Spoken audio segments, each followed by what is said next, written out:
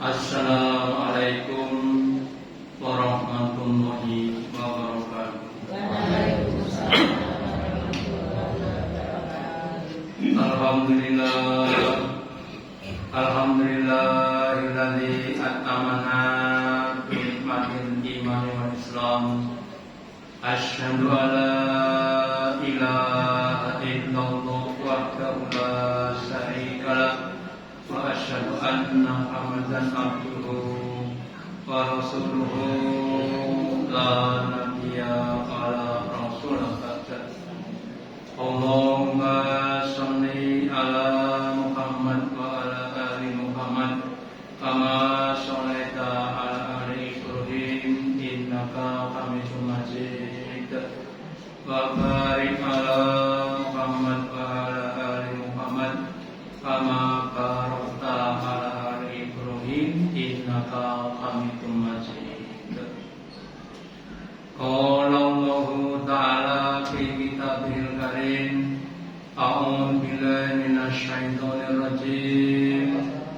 Ya ayyuhalladzina amanu ittaqullaha haqqa tuqatih wa la tamutunna illa wa antum muslimun. Bapak Ibu hadirin yang dirahmati Allah Ta'ala, yang pertama dan utama, marilah kita selalu meningkatkan, menambahi kesuburan kita, keimanan dan ketakwaan kita kepada Allah Ta'ala dan yang telah memberikan kepada kita kenikmatan-kenikmatan yang banyak. Semoga dengan kesuburan kita Allah Ta'ala berkenan memberikan kepada kita kenikmatan yang lebih banyak dan barokah, baik di dunia maupun di akhirat. Amin. Bapak Ibu hadirin yang dirahmati Allah Ta'ala, setelah penciptaan Adam dan Hawa, maka penciptaan manusia dilakukan Allah dengan berketurunan. Artinya dengan fasilitas utawi sarana orang tua atau bapak ibu. Adam dan Hawa dinikahkan atau dijodohkan Allah, kemudian beranak pinak dasar sampai pada kita pada zaman sekarang. Sehingga kita ini diciptakan Allah lewat bapak ibu kita masing-masing. Kenapa Allah ciptakan kita dengan bapak ibu? Supaya kita bisa beramal soleh lewat bapak ibu kita. Tetapi yang namanya setan itu kerjaannya adalah menggoda, sehingga banyak orang-orang yang dia seharusnya berbakti kepada orang tua, kadang dengan godaan setan malah durhaka kepada orang tua. Sehingga siapapun dari kita yang mau berbakti kepada orang tua, berarti dia bisa mengalahkan godaan-godaan setan, sehingga dia menjadi pemenang. Sebaliknya siapapun di antara kita yang durhaka kepada Allah, berarti kita dikalahkan setan, kita menjadi pecundang. Maka kemudian kita harus berusaha untuk bisa menjadi pemenang. Jangan sampai tergoda dengan godaan-godaan setan. Supaya kita bisa menang, maka kita harus semangat untuk menang.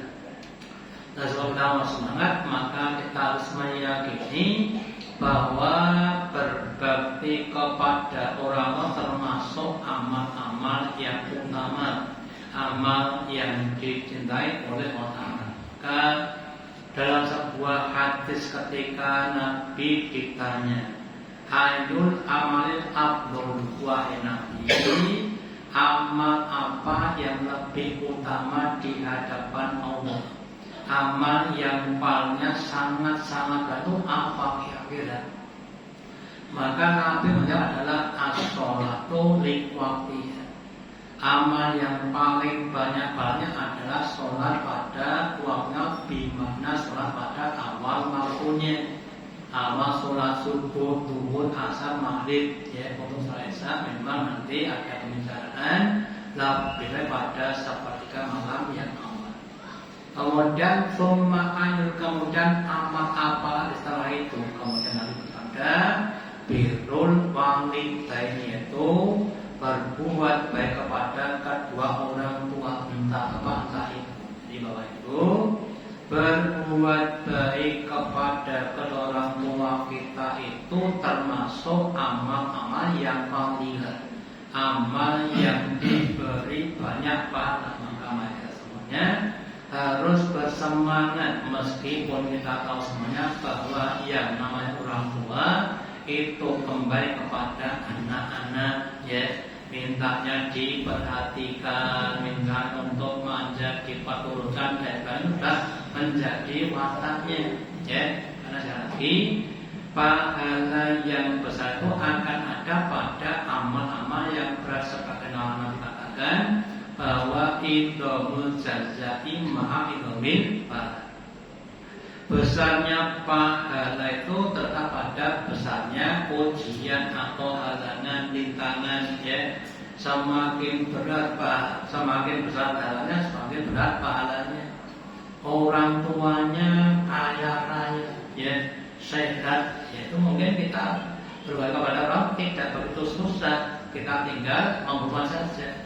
Tapi kalau orang tuanya sudah sakit-sakitan, umurnya 96 nggak bisa jalan, cuma di atas tempat tidur, ya, makan, minum, maaf saja BAB, BAK di atas tempat tidur, ya, itu pahalanya sangat-sangat besar sekali, ya.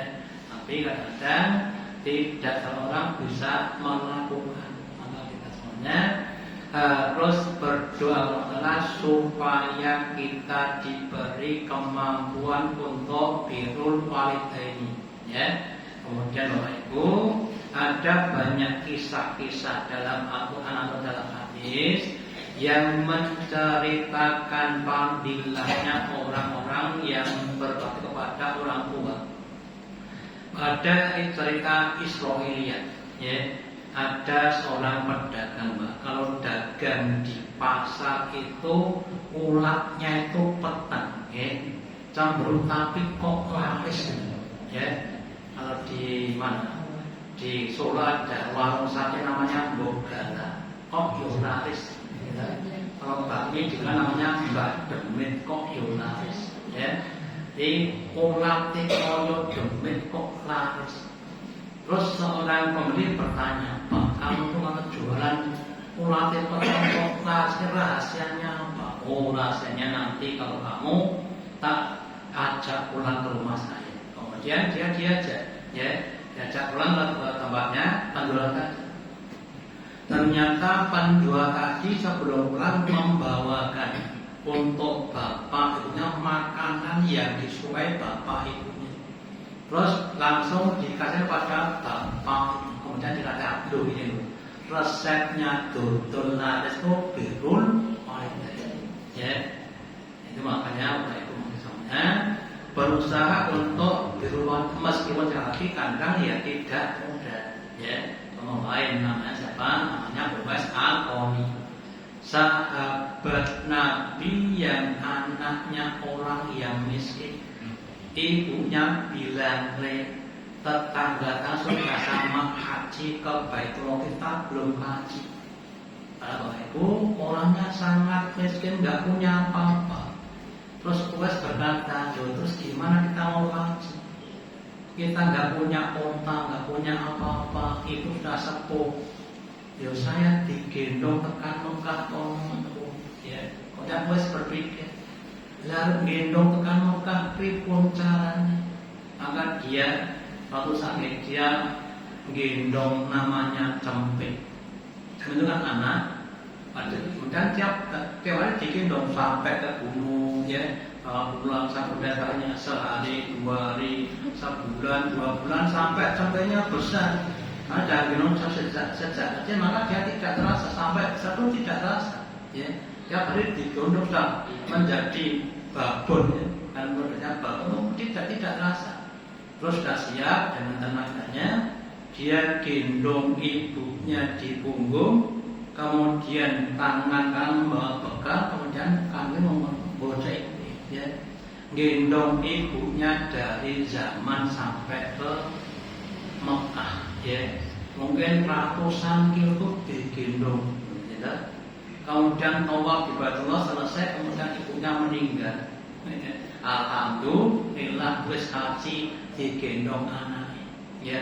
Sampai Nabi bersabda, nanti siapapun di antara kamu yang ketemu dengan yang namanya Uwais, yang perutnya ada temboknya sebesar koin, ya, mintalah untuk didoakan. Kenapa? Karena doanya sangat-sangat sangat bulat. Meskipun mendoa dengan hal yang tidak masuk akal, ya. Sampai ketika Umar bin Khattab ketemu dengan Uwais, Umar bin Khattab kelas sahabat Nabi yang top itu minta didoakan sama Uwais al-Qarni, ya. Kemudian didoakan. Itu adalah contoh-contoh orang yang dia bisa birrul walidain. Ya, dan semoga kita semuanya, semoga dilembutkan hati kita, termasuk saya, minta doanya Bapak Ibu supaya bisa diberi kemampuan untuk sabar, untuk ikhlas, ya, untuk istiqomah berbakti kepada Bapak kita sampai kita ketemu di surganya Allah Ta'ala. Ya. Terus kemudian yang ketiga baru jihad di jalan Allah adalah berbagai macam amal-amal yang fadilah.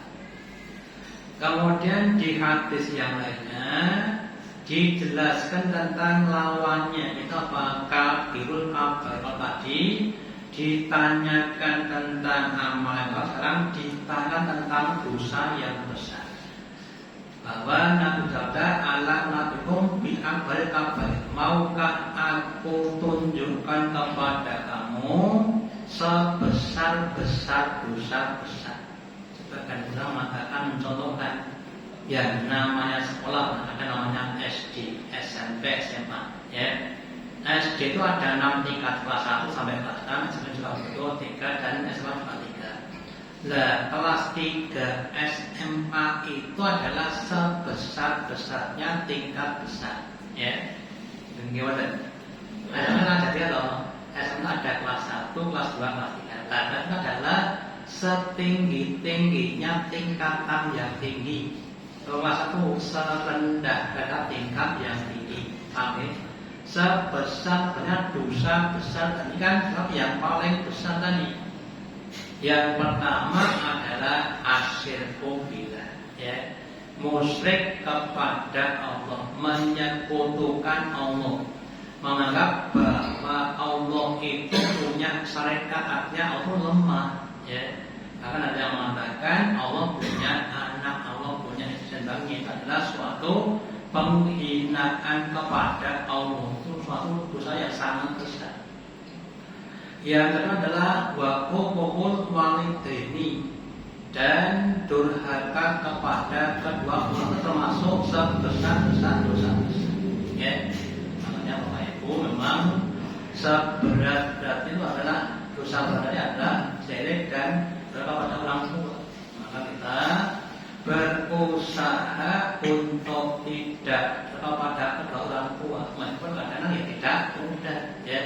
Maka perlunya latihan-latihan, ya. Mandang bahwa ketika menghadapi amal yang berat itu, yang kita lihat adalah pahalanya, bukan halangannya, bukan rintangannya, supaya kita bisa semakin semangat, ya.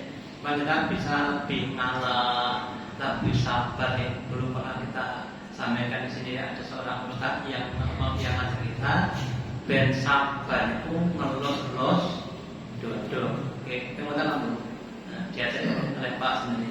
Diajari ben sabar dodone dilus-lus, kondo tekan miso sabar. Ya. Tapi perkara yang kadang mau bikin tidak sabar. Ya. Nah, kemudian yang kedua, kalau kita ingat besarnya doa, besarnya dosa kepada orang tua seperti Alqamah, sahabat Nabi yang rajin untuk ibadah, yang sering untuk ikut perang di jalan Allah, tapi matinya itu kesulitan gara-gara dia berdoa pada ibunya, ya. Sampai kemudian akan dibakar oleh Rasulullah, tapi kemudian ibunya tidak tega. Itu sahabat Nabi, orang yang banyak itu masih ada yang kemudian berdoa pada orang tua, ya. Apalagi kemudian kita bisa kenal juga, yaitu legenda dari tanah Sumatera, ya, namanya siapa? Maling Kondan, ya. Bukan maling, tapi maling. Mana ada. Kondan itu adalah digendong, artinya si maling itu ketika masih kecil, Pak, ibunya itu buruh-buruh, ya, sambil digendong, ya, digendong sambil dia buruhnya buruh macam sambil gendong anaknya. Artinya betapa besar pengorbanan ibunya untuk membesarkan si maling. Bapaknya kan tidak ada, ya. Yang terakhir, ya, kerja buruh cik gendong anak, Pak. Kadang-kadang kalau saya itu sok-sok lihat, ya, lihat seorang ibu gonceng kecak telu, Pak, ya. Gendong siji, ngalap siji, Pak, ya, buri siji, ya. Kemudian saya hebatnya seorang ibu ngalahnya bapak, gitu. Bapak memang gendong teman, orang gelem, gitu. Kalau ibu yang masih, dan sebagainya. Kayak anaknya takut, dan sebagainya. Ya, adalah ibu, gitu. Jadi sudah digendong sampai itu, kemudian jadi besar, kemudian durhaka kepada ibunya, ya. Sudah jadi orang yang punya harta yang banyak, orang kemudian nyionyo kepada ibunya yang mau saja, ya, namanya sudah sebut tambah HP tambah HP bukan HP, ini tetap jenis wong sepuluh niku dikurang Allah kekuatannya, tambah jelek dan sebagainya. Kemudian dia sehat itu adalah kita harus berusaha untuk memilih seperti itu, ya, sehingga kita semoga diberi Allah kemampuan menghindari dari ukul wahid ini meskipun dalam ucapan dan yang lain, sehingga kita menjadi pemenang bukan pedulian. Kemudian yang kelima adalah bermuamalah. Kita manusia adalah makhluk homo economicus, artinya makhluk yang punya kebutuhan dan berusaha untuk memenuhi kebutuhannya. Dengan cara apa? Dengan cara jual beli, ya. Kita yang nggak punya beras, nggak jadi petani, untuk bisa makan kita beli beras dan seterusnya. Lah dalam jual beli itu ada sifat-sifat dasar. Sifatnya dasarnya pembeli itu pengennya membeli barang yang harganya murah, sing barangnya kualitasnya baik, sing jumlahnya ada. Itu sifatnya pembeli. Sifatnya penjual dengan harga yang tinggi, barangnya jumlahnya sedikit, kualitasnya rendah. Itu sifat penjual. Lah tidak kemungkinan kedua belah itu akan saling merugikan untuk bisa mendapatkan apa yang dia inginkan. Pembeli mencurangi penjual dan mencurangi pembeli itu akan terjadi, ya. Lah apa-apa yang dia lakukan untuk mendapatkan yang diinginkan dengan cara yang tidak, itu namanya orang yang tertipu, ya. Orang yang dikalahkan oleh setan. Sebaliknya orang yang dia berusaha untuk jujur dalam bermuamalah, meskipun mungkin akan kehilangan yang lebih banyak, tapi itu namanya orang-orang yang pemenang. Maka dalam suatu saat dikatakan, ketika Nabi lewat suatu di pasar, kemudian ada orang yang menjual gandum, gandum itu mungkin kalau zaman dulu, orang jual gandum di undur ini. Kemudian Nabi memasukkan tangannya, ya. Loh, kok kemudian di dalamnya itu mau ada air, ada yang basah. Di luarnya semuanya garing, dimasukkan kemudian basah. Kemudian Nabi bertanya, apa ini? Ya, oh tadi kehujanan Nabi. Tidak. Dan Nabi kemudian berkata, kenapa tidak kamu tampakkan yang di luar supaya pembeli tahu? Ya, itu adalah suatu trik yang dilakukan untuk mengawasi pembeli. Ya, nek wong dosa lah sing dhuwur sing no, sing gede-gede boleh tak, sing kisahmu kemudian sing cilik-cilik, atau macam-macam trik ya. Enten wong dodol durian, ya, polisi pedik durian 10.000. Kita nanti 10, Pak Tindak 10 saya ini Mas. 10 saya masih nggak pernah kalau ini kolon roh wah di asman deh. Banyak sih 10 saya masih. Lain kan juga gitu ya. Lain kan harga 15.000 Tindaki saya ini Mas. Kadang-kadang begitu ya. Tuh lah makanya kita orang-orang beriman dalam kehidupan dunia ini kita langkah untuk ibadah maksud dan ibadah muamalah, ibadah ubudiyah dan ibadah muamalah ya. Ibadah maksud contohnya seperti sholat dan sebagainya, atau ibadah muamalah kita juga termasuk ibadah, sehingga yang kita cari tidak cuma keuntungan dunia, tapi keuntungan akhirat. Ya.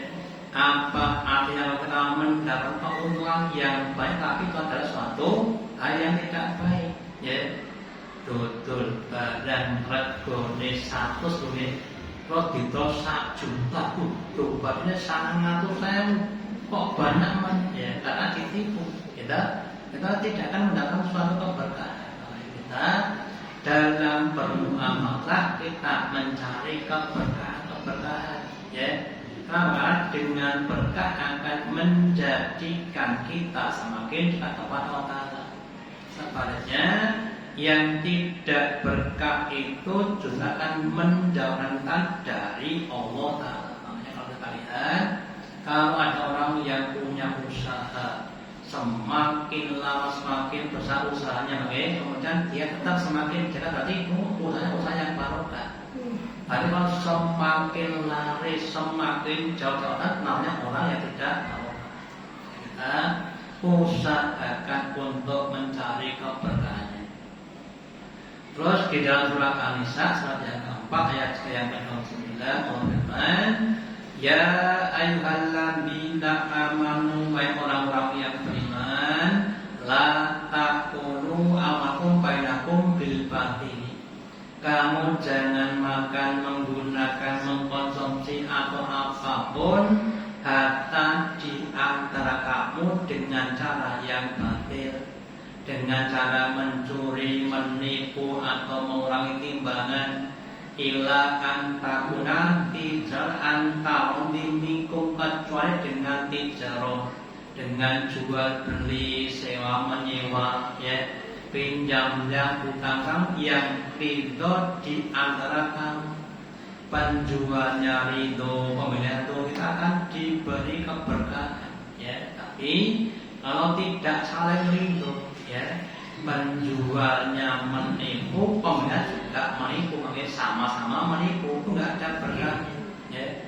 Ada seorang nenek, ya, yang giginya sudah ompong, datang di dokter gigi, kemudian dipasangi gigi palsu, ya. Terus selesai bayar, bayar kemudian pulang. Pak dokter kemudian terkejut, lah kok gigi palsu. Mbak, sini mbak, ada apa Pak dokter? Ini kok duitnya masukkan, giginya juga palsu.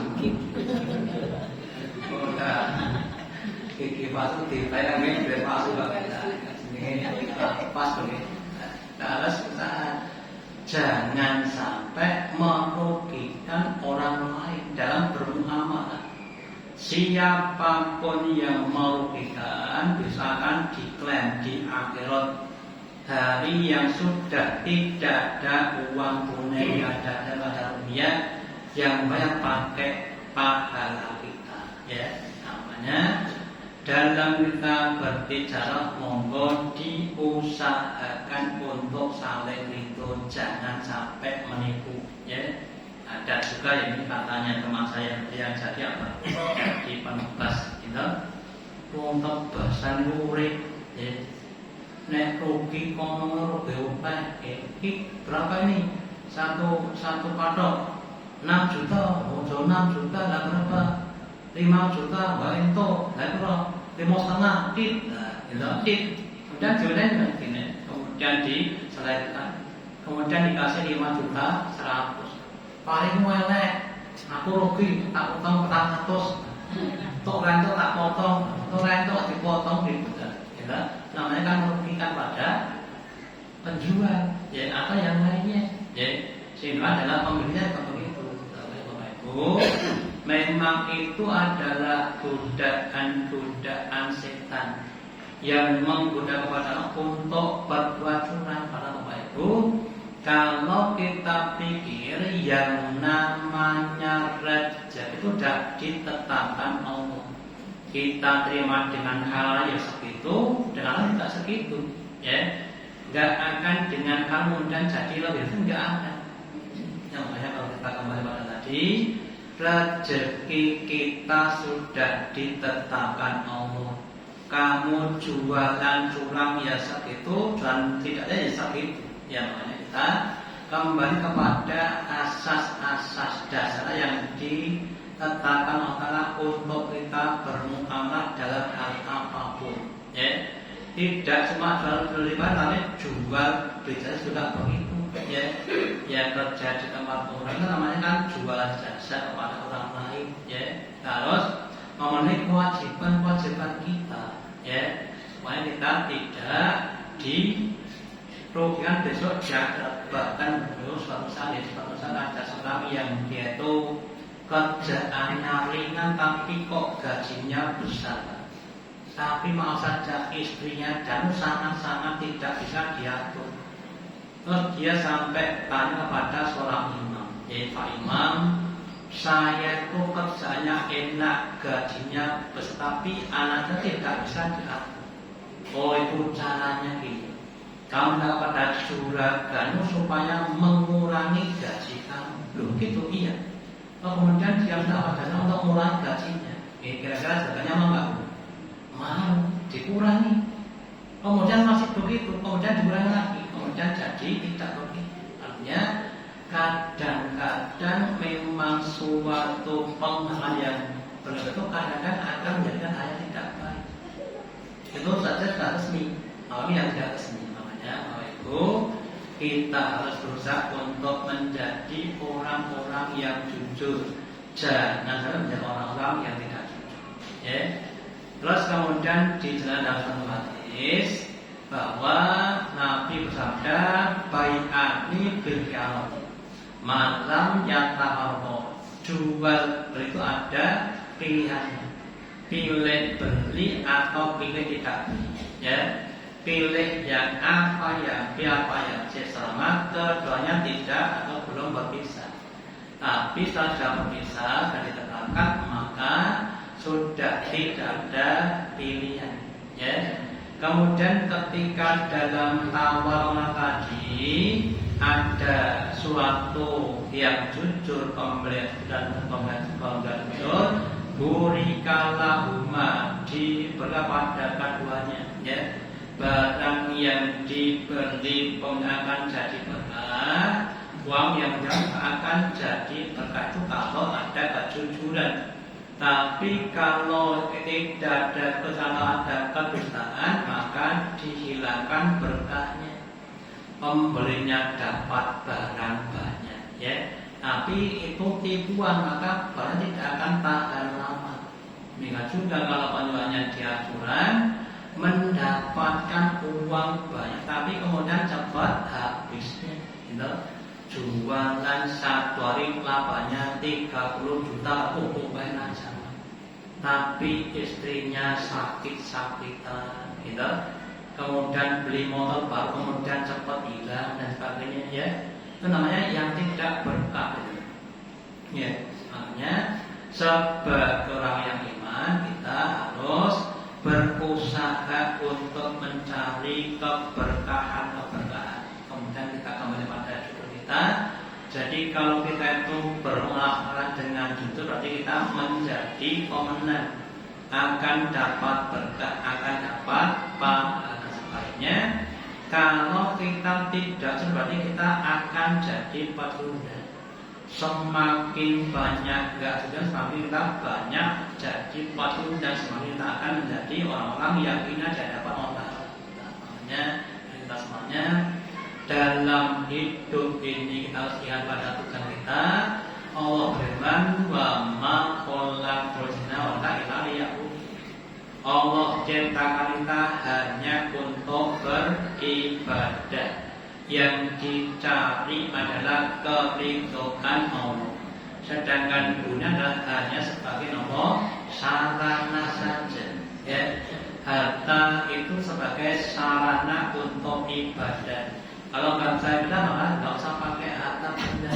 Ya, tapi kita semuanya harus menjadikan setiap langkah kita, ucapan, perbuatan menjadi ibadah-ibadah, dan semoga dari itu kita akan semakin dekat kepada Allah Ta'ala, semakin dijalan kita mungkin mati dalam keadaan husnul iman. Jika yang harus saya sampaikan semoga ada manfaatnya. Allahumma taqabbal minna innaka antas samiul alim wa tub alaina innaka antat tawwabur rahim. Dengan doa majelis, subhanallah wa bihamdika asyhadu an la ilaha illa anta asyhadu an la ilaha illa anta. Wassalamualaikum warahmatullahi wabarakatuh.